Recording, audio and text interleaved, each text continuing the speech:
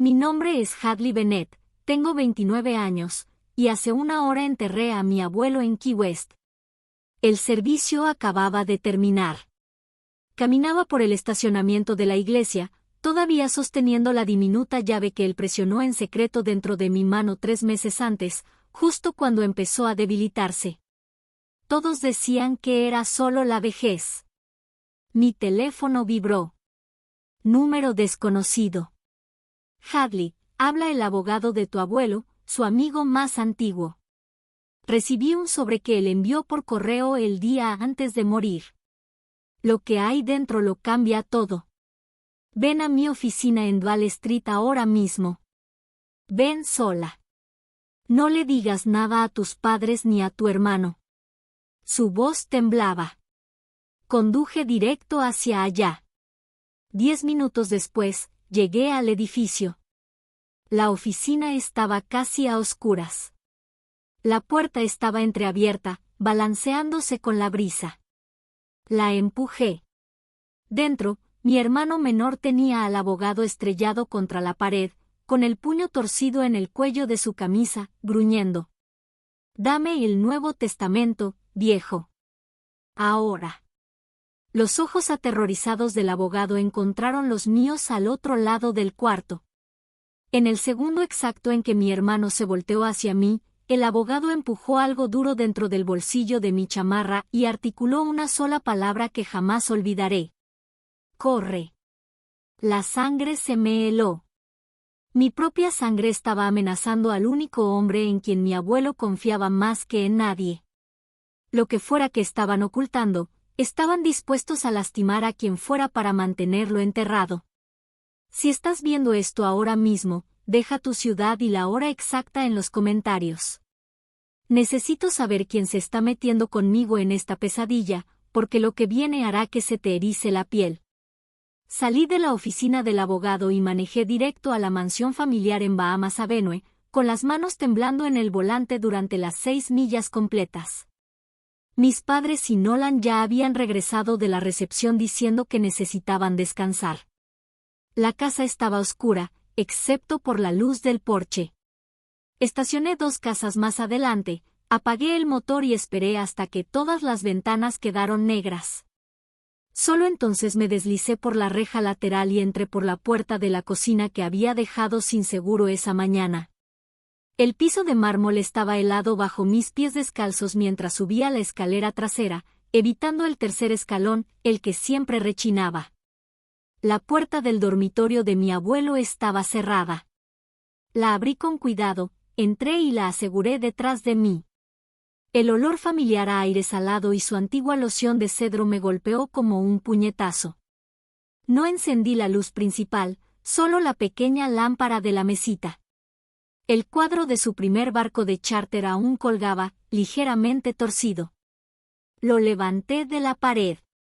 La caja fuerte estaba exactamente donde me la había mostrado años atrás, cuando bromeó diciendo que guardaba un tesoro pirata. Inserté la pequeña llave de latón. El dial giró con un clic suave. Dentro había un solo sobremanila grueso y nada más. Lo llevé a la cama, me senté y abrí el broche metálico. La primera hoja era una sola página, escrita a mano, fechada 11 días antes de su muerte. Mi queridísima Hadley.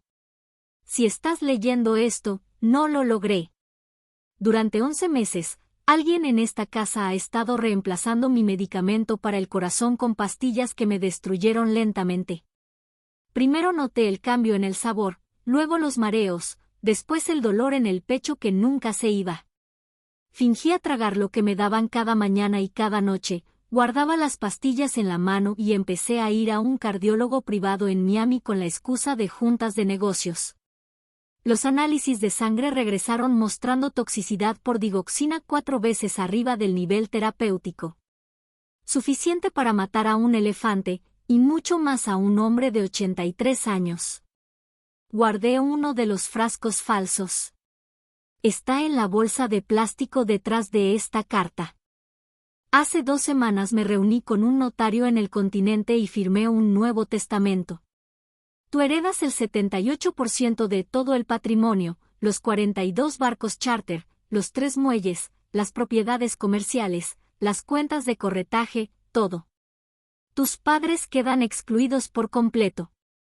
Descubrí las segundas hipotecas que sacaron contra la empresa sin decírmelo.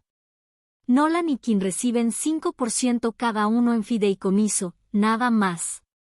Quise confrontarlos, pero tenía miedo de que aceleraran el trabajo. Así que me quedé callado y planeé. Perdóname por dejarte cargar con esto sola. Siempre fuiste la única que amó el océano como yo. Protégelo por mí. Con todo mi amor. Abuelo. Leí la carta 3 veces antes de que las palabras dejaran de borrosearse.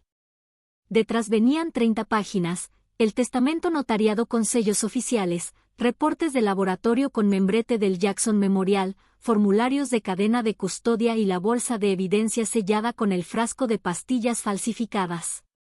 Todo fechado, firmado, atestiguado y rubricado por triplicado. Irrefutable. Apreté los papeles contra mi pecho y sentí que el cuarto giraba. Las mismas manos que me arropaban cuando tenía 5 años.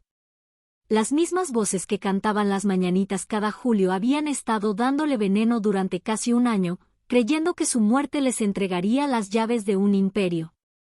Nunca imaginaron que él cambiaría las reglas mientras ellos contaban los días. Me quedé sentada en su cama hasta que el primer rayo del amanecer se coló por las persianas, sosteniendo la prueba de que las personas abajo eran extraños usando los rostros de mi familia. La casa se convirtió en una jaula. Mi padre, Gregory, empezó a hacerme la misma pregunta cada mañana durante el café. ¿Alguna llamada rara últimamente, cariño? Su sonrisa nunca llegaba a los ojos. Mi madre, Evelyn, de pronto cocinaba todos mis platillos favoritos, observando cada bocado. Sus ojos se desviaban a mi teléfono cada vez que vibraba. Nolan rondaba fuera de mi puerta hasta que las luces del pasillo se apagaban, su sombra era visible bajo la rendija. Dejé de dormir. Sabía que tenía que salir, pero necesitaba pruebas que no pudieran explicar. Le escribí a Lane Fletcher, mi mejor amigo desde primer año de universidad, la única persona en quien aún confiaba. Ahora manejaba el sonido en vivo para conciertos en Miami. Quedamos de vernos en el pequeño café cubano de la esquina de Simon y Angela, el de las mesas de plástico cuarteadas atrás. Llegué primero, pedí 2 cortaditos y esperé. Lane entró usando una sudadera negra a pesar del calor, se sentó frente a mí y no perdió tiempo. Enséñame. Deslicé mi teléfono sobre la mesa. Había fotografiado cada página de la caja fuerte la noche anterior. Él deslizó en silencio, la mandíbula apretándose con cada imagen. Cuando terminó, levantó la vista. Esta noche sacan el gran barco deportivo para un crucero memorial al atardecer. Toda la familia. La casa va a estar vacía al menos 5 horas. Entramos a las 9. Estacionamos 3 cuadras lejos y caminamos el resto, cruzando patios traseros hasta llegar a la reja detrás de la alberca. Lane llevaba un clonador barato de llaves magnéticas. La puerta lateral del garaje se abrió en segundos. Dentro olía a combustible de lancha y cloro. Nos movimos rápido. Primero fue a la oficina de mi padre. El cajón inferior del escritorio de caoba estaba cerrado, pero un desarmador plano lo resolvió. Dentro había una carpeta marcada, suministros médicos. Recibos de transferencias bancarias desde una cuenta a nombre de soltera de mi madre hacia un laboratorio en Homestead, Florida, 48 millas al norte en el continente. Cada recibo listaba digoxina 0.25 miligramos, tabletas sin marca. Notas escritas a mano, en la letra impecable de mi madre. Aumentar 0.25 cada semana comenzando mes 8. El estómago se me revolvió. Lane fotografió todo en silencio, luego fue a la isla de la cocina donde Nolan había dejado su viejo iPhone cargando. El Face ID seguía configurado con la cara de mi hermano, pero la batería estaba muerta. Lane lo conectó a una laptop, hizo un bypass rápido y abrió mensajes. Un chat grupal llamado Futuro tenía 427 mensajes sin leer. Se fue al inicio, 11 meses atrás. Evelyn se quejó de que las pastillas saben diferente hoy. Nolan, dile que es un nuevo genérico. Se lo creyó.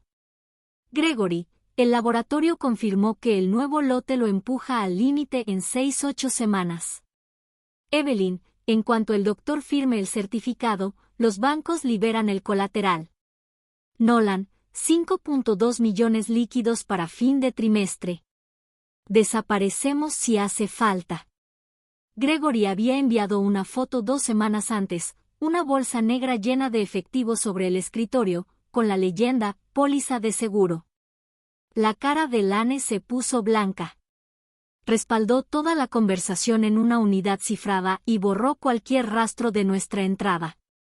Salimos por donde entramos y cerramos la puerta. Bajo la farola de Angela Street, me entregó la memoria. Si lo hicieron, dijo en voz baja. Y creen que están a punto de hacerse ricos. Miré el pequeño pedazo de plástico en mi mano, sintiendo el suelo moverse otra vez. No tienen idea de que el dinero ya está fuera de su alcance, susurré. Lane asintió una sola vez. Entonces asegurémonos de que lo descubran por las malas. Lane no quiso arriesgarse con las cámaras de la casa, así que esperó a que los sensores de movimiento se apagaran a las 10:42 de la noche. Caminó las 4 cuadras desde donde habíamos estacionado, vestido con gorra negra, agachado, moviéndose como otro turista que se pasó de margaritas. Yo observaba desde el auto rentado, el corazón golpeándome el pecho. 37 segundos después, estaba debajo de la F-150 negra de Nolan. Presionó la diminuta grabadora activada por voz, grado militar, sin luces y con batería de 48 horas, contra el larguero del chasis, arriba del eje trasero. El imán la fijó con un chasquido. Volvió al asiento del copiloto antes de que pasara el siguiente auto. Avanzamos una cuadra más y estacionamos bajo las ramas caídas de un árbol de uva de mar en Elizabeth Street. Apagamos el motor y nos colocamos los audífonos inalámbricos. La transmisión cobró vida al instante. Ruido lejano de la calle. Luego el retumbo bajo del motor cuando la camioneta salió rumbo a la marina. Nos quedamos en silencio. La grabadora lo captó todo. A las 11:51 de la noche, la camioneta volvió a entrar por la reja. Se abrieron las puertas, 3 pares de pasos sobre la grava, el golpe metálico de la compuerta trasera al bajar. Luego, las voces, cercanas, descuidadas, porque creían que la puerta del garaje los aislaba del mundo. Mi madre habló primero, los tacones resonando sobre el concreto. Ha estado rara desde lo del abogado. Encontré su teléfono en la barra hace rato. Borró el registro de llamadas, pero alcancé a ver el prefijo de Duval Street. La respuesta de mi padre fue tranquila. El tintinear de los vasos mientras se servía algo fuerte. Puede borrar lo que quiera. El certificado de defunción ya está presentado. Insuficiencia cardíaca congestiva por fibrilación auricular crónica. Firmado, sellado y ya dentro del sistema del juzgado. Resopla. En 10 días hábiles, el juez de sucesiones libera los fondos. Nolan soltó una carcajada nasal, las llaves tintinearon cuando las aventó sobre la mesa de trabajo. Cree que es lista. Siempre lo creyó. El abuelo la dejaba manejar los barcos cuando todavía estaba en la prepa. La llevaba a todas las exposiciones náuticas, de Fort Lauderdale a Annapolis. Resopla. Mientras tanto, yo raspaba percebes de los cascos por el salario mínimo. Nunca me vio. Mi madre volvió a hablar, más suave, casi orgullosa. Por eso empezamos el cambio hace 11 meses. Lento, constante, imposible de rastrear. El laboratorio en Homestead incluso eliminó el grabado para que las pastillas se vieran idénticas. Jamás sospechó de su propia familia. Mi padre la interrumpió. Su voz bajó a un susurro, pero seguía oyéndose perfecta por el micrófono. 5.2 millones entran a la cuenta principal en el momento en que se libere la sucesión. Pagamos al banco, vendemos la flota al mejor postor y estamos en un avión rumbo al sur antes de que se seque la tinta. Hadley se queda con las obras que dejen los acreedores, que no van a hacer nada. Una pausa. Hielo cayendo en un vaso. Nolan, ahora más cerca de la camioneta, casi riéndose. Ahí va a estar, con esa carita triste, mientras nosotros brindamos en una propiedad frente al mar que jamás va a conocer. La princesita del abuelo por fin aprende lo que cuesta el mundo real. Los tacones de mi madre se alejaron hacia la puerta de la casa. Ya, basta de presumir y váyanse a dormir. Mañana en la noche es el brindis memorial. Compórtense normal. La puerta interior se cerró. El silencio volvió, salvo por las ranas en los árboles a lo lejos. Lane se quitó el audífono lentamente, sin apartar la vista de la casa oscura. Acaban de darnos todo el caso en bandeja de plata. 3 voces, con fecha, hora y GPS, confesando homicidio premeditado. Miré mis manos temblorosas. Brindaron por matarlo como si estuvieran cerrando un trato de negocios. Lane encendió el auto. Entonces estamos a punto de quebrar ese trato para siempre. La mañana de la lectura formal del testamento amaneció despejada y sofocante. El First State Bank of the Florida Keys había reservado su sala de conferencias más grande, en el segundo piso, con vista a Duval. Más de 70 personas llenaban las sillas, primos que no veía desde hacía años, capitanes que habían trabajado con el abuelo desde los 80, reporteros locales oliendo sangre. Incluso el médico forense del condado de Monroe estaba en la última fila. Mis padres y Nolan tomaron el centro de la primera fila, vestidos como si asistieran a una fiesta de victoria. Mi madre, con perlas. Mi padre, con su blazer azul marino y el escudo familiar. Nolan, con unos lentes de sol que se negó a quitarse bajo techo. Sonreían a todos, aceptando condolencias con una elegancia ensayada. Yo me senté 3 filas atrás. Lane estaba a mi lado con un traje prestado y la laptop en una bolsa a sus pies. Thomas Vaughan, viéndose 10 años más viejo que la última vez que lo vi, se paró frente al atril. Tenía ojeras profundas. Las manos le temblaban al abrir la carpeta de piel. Se aclaró la garganta.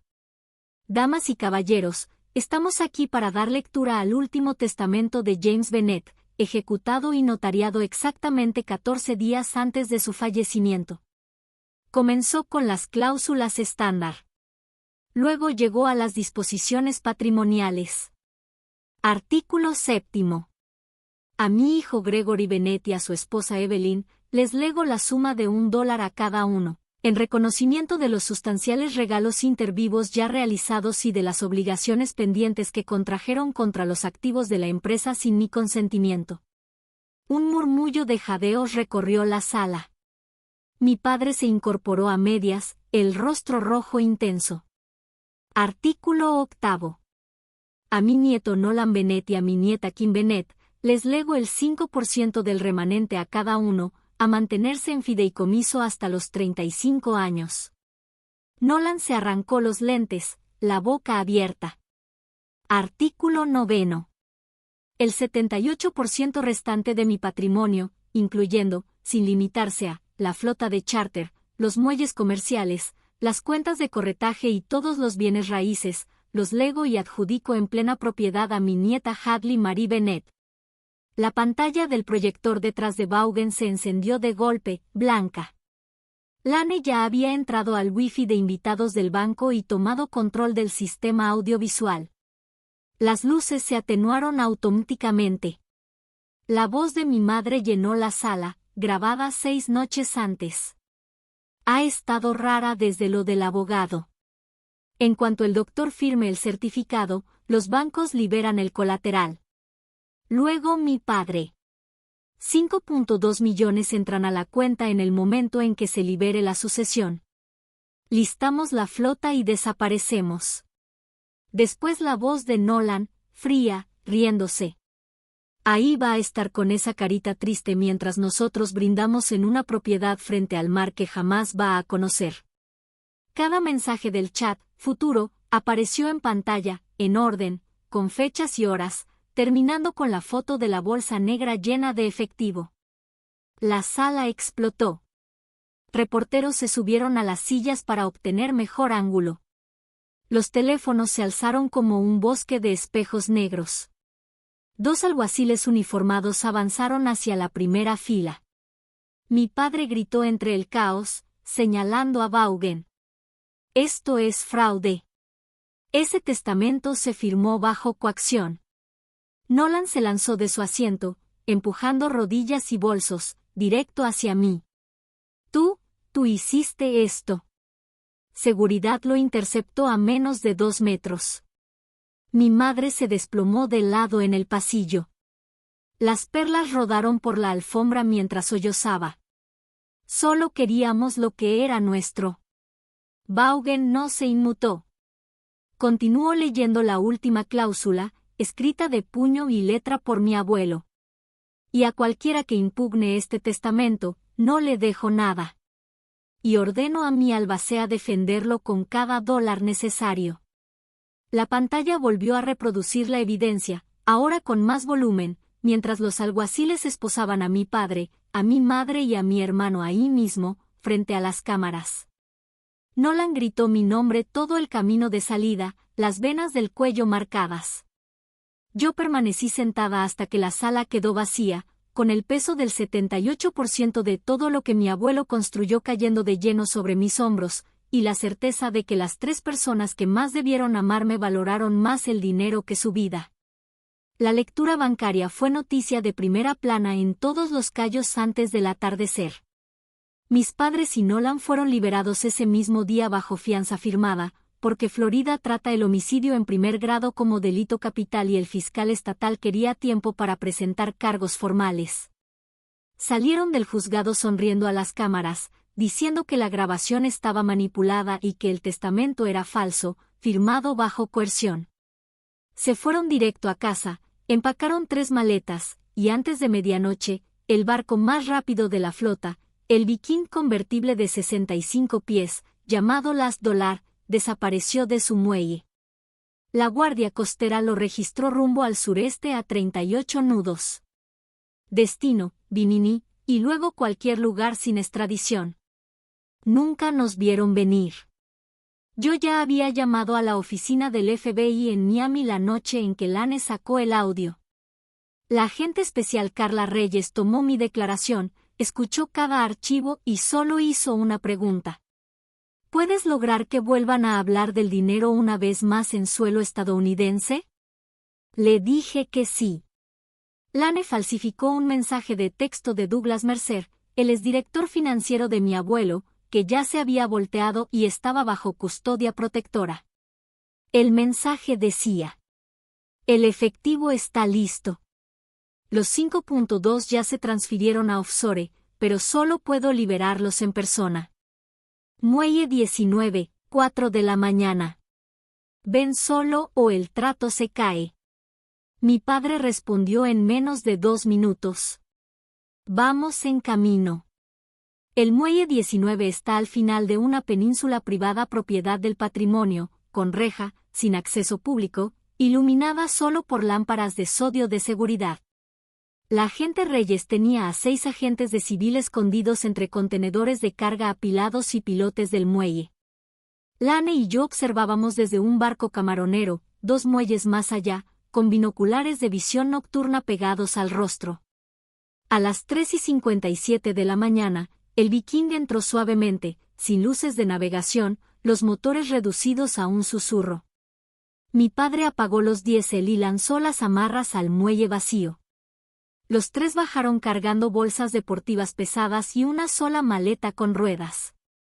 Nolan escaneó la oscuridad con una linterna. Mi madre apretaba su bolso contra el pecho como si fuera un salvavidas.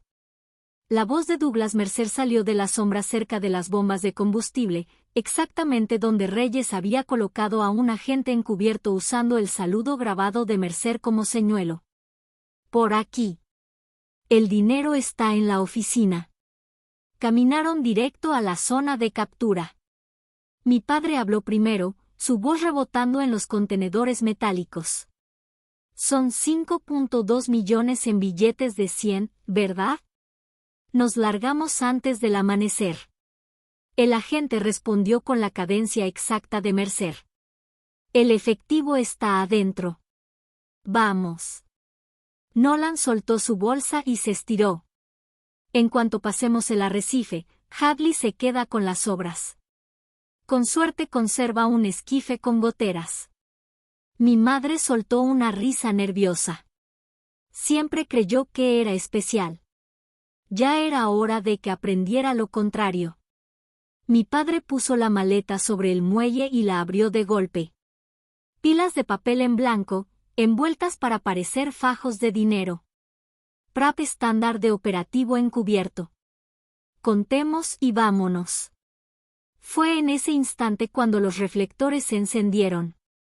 12 agentes del FBI, con chamarras de asalto, salieron con armas desenfundadas. Agentes federales.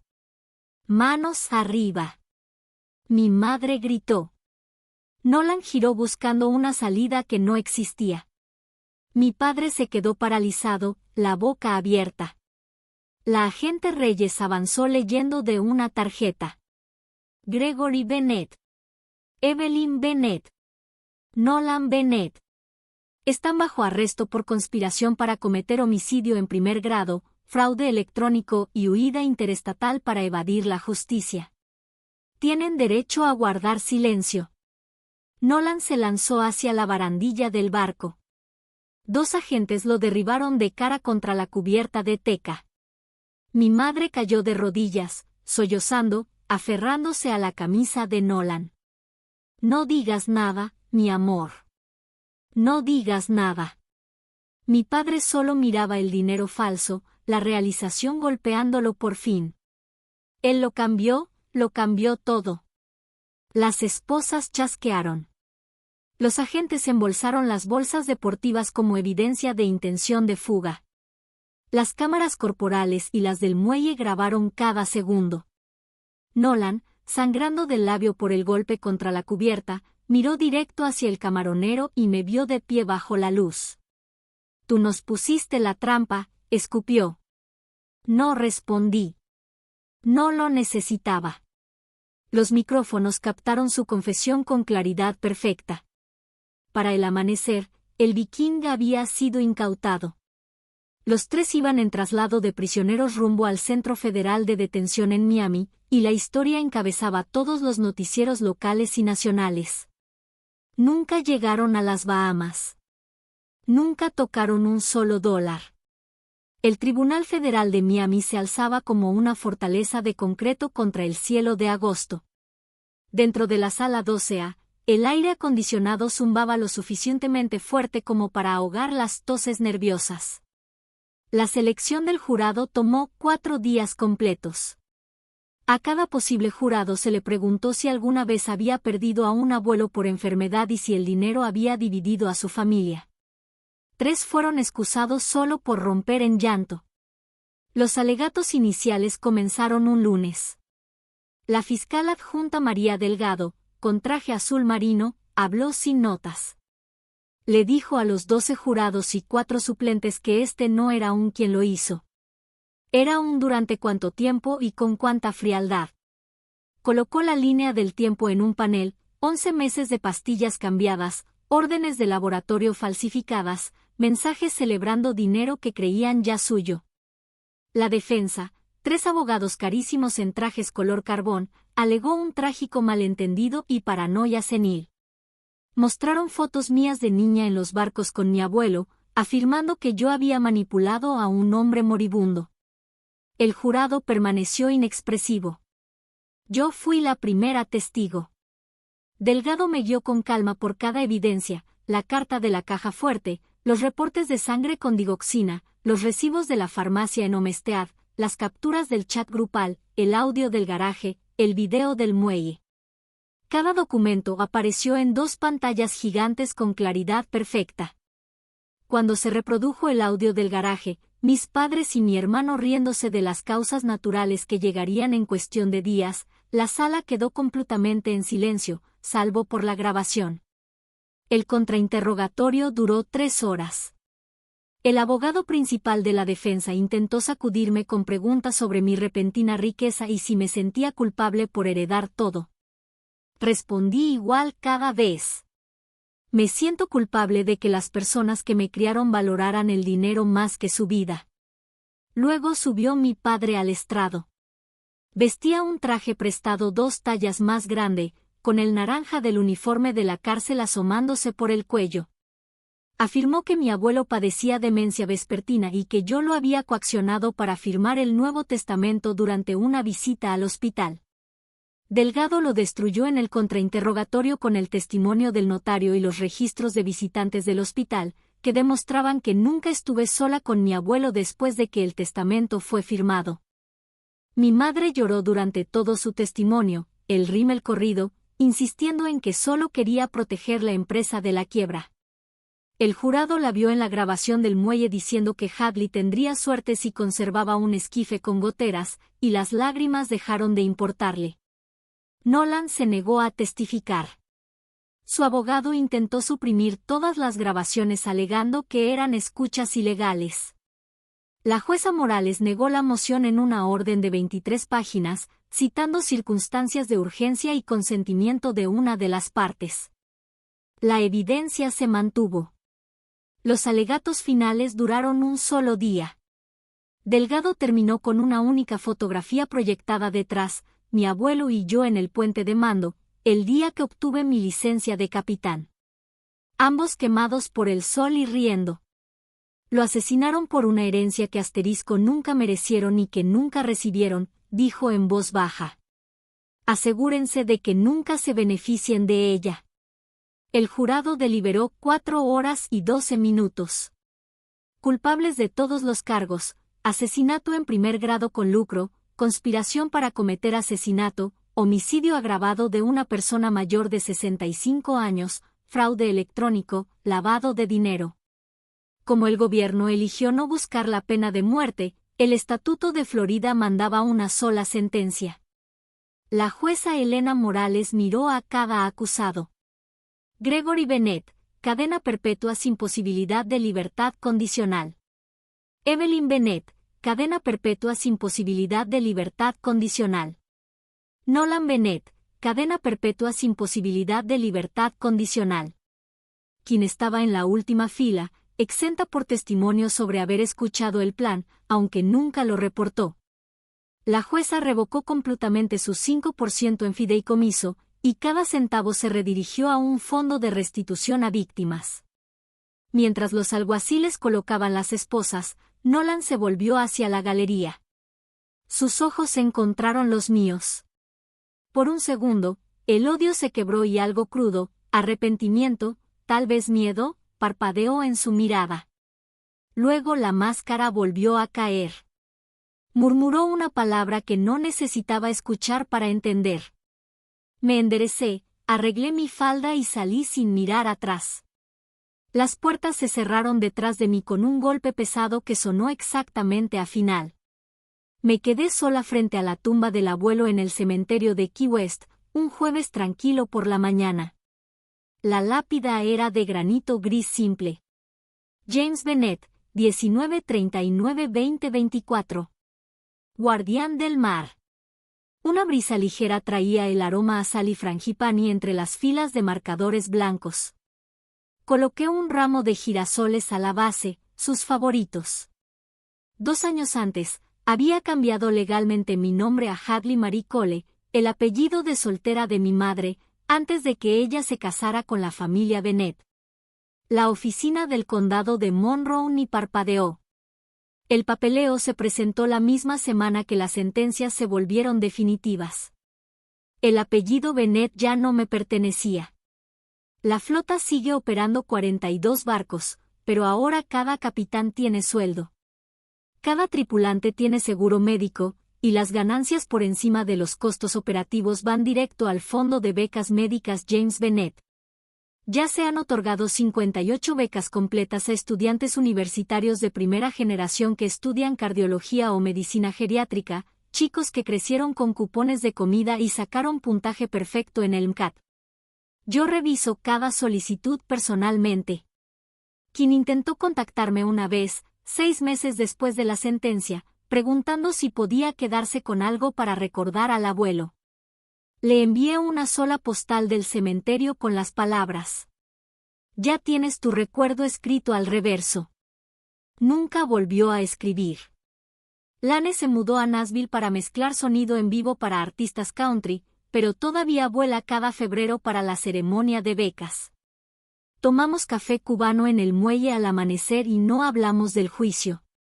A veces los turistas preguntan por qué la mayor compañía de charter de Los Cayos es dirigida por una mujer de 29 años sin apellido en los letreros. Les digo la verdad. El hombre que la construyó quería que el mar siguiera abierto a todos, no cerrado por la codicia. Me arrodillé, sacudí un poco de arena de la piedra, y pronuncié las palabras que llevaba 2 años guardando. Cumplí mi promesa, abuelo. Ni un centavo tuyo llegó a sus manos. La compañía está sana, los barcos mantenidos, y cada niño que llevamos a la Universidad de Medicina lleva tu nombre en su título. Salvarán vidas que tú nunca pudiste vivir. Me levanté, me di la vuelta frente a la tumba y caminé por el sendero de conchas hacia la reja. El sol me calentaba la cara, el mismo sol que había calentado la suya cada mañana en el agua. La familia no siempre es de sangre. A veces, la familia es la promesa que cumples cuando todos los demás rompen la suya. A veces la justicia no es ruidosa. Es silenciosa, firme y definitiva. Y a veces, la mayor herencia no es dinero. Es saber que hiciste lo correcto, cuando las mentiras hubieran sido más fáciles.